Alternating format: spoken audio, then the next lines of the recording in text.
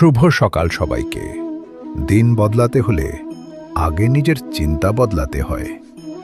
আজ আমি আপনাদের জন্য একটা স্পেশাল মন্ত্র নিয়ে এসেছি, যা আপনার ভেতরের শক্তিকে জাগিয়ে তুলবে। তৈরি তো সবাই? চলুন শুরু করি।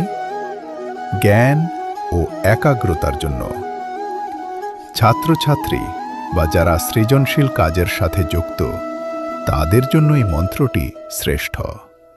ও ভূর্ভুব সহ তৎসবিতুর্বরেণ্যং ভর্গো দেবস্য ধীমহি ধিয়ো যো নঃ প্রচোদয়াৎ।